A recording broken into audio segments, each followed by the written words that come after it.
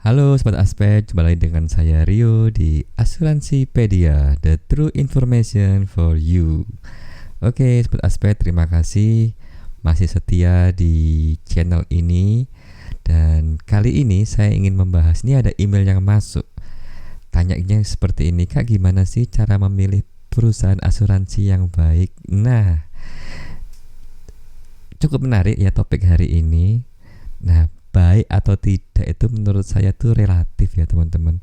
Jadi memang kalau kita ngomong nggak baik atau baik itu relatif, termasuk dari pandangan kita dari sebelah sisi mana. Tapi menurut saya itu semua perusahaan asuransi itu baik adanya karena ingin memberikan layanan yang terbaik juga untuk nasabah-nasabahnya. Nah, biasanya yang menjadi tidak baik itu adalah sebuah oknum ya, seseorang atau ya agent di perusahaan asuransi tersebut. Oke, ini banyak saya temui ya agent-agent yang tidak berbekal pengetahuan produk. Jika jadinya menjelaskan produknya sendiri itu agak bingung mereka. Dan kadang kalau di sini nasabah membandingkan antara perusahaan A, perusahaan B itu terkadang ada, ya ini nggak semuanya juga sih. Ada juga agent yang istilahnya menjelek-jelekkan perusahaan asuransi yang lain. Nah, ini nggak baik juga gitu ya. Jadi kembali lagi, semua perusahaan asuransi itu akan memberikan layanan yang terbaik untuk para nasabahnya.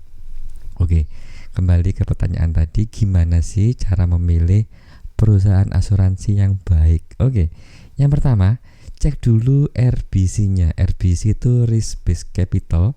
Jadi untuk standarnya, standar dari OJK ya, untuk perusahaan asuransi itu harus mempunyai RBC 120%.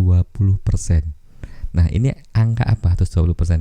120% ini kita bisa dibilang itu angka kecukupan suatu perusahaan itu untuk memberikan jika ternyata pada hari itu juga semua nasabahnya klaim, jadi 100% harus dikembalikan dan perusahaan sendiri itu harus mempunyai sisa 20%.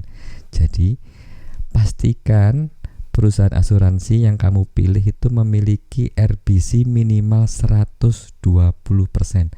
Ada yang lebih baik di atasnya. Oke, yang kedua, tanyakan di mana kantor terdekat di kota Anda ya. Setahu saya perusahaan asuransi ini ada yang berbentuk branch, ada yang berbentuk agency. Jadi kalau yang branch itu biasanya dia berpusat di kota-kota besar dan kota-kota yang lain itu sebagai cabangnya.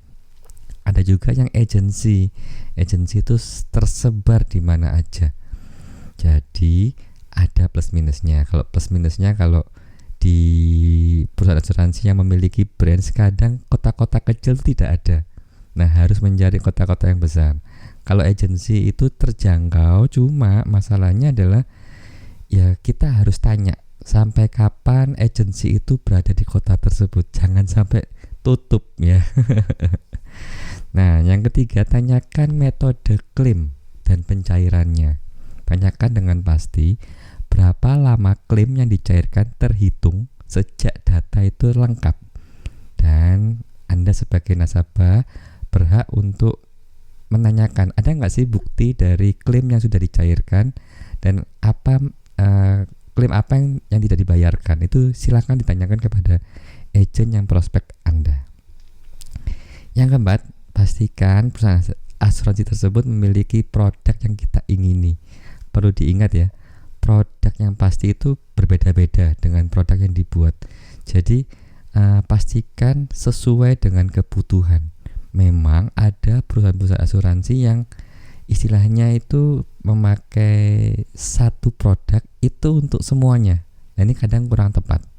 Jadi istilahnya kita nggak butuh A, nggak butuh B, nggak butuh rider ini, nggak butuh ini, tapi dimasukkan semua. Jadi pilihlah perusahaan asuransi yang sesuai dengan keinginan kita ya. Maksudnya untuk produk yang kita inginkan tuh harus ada.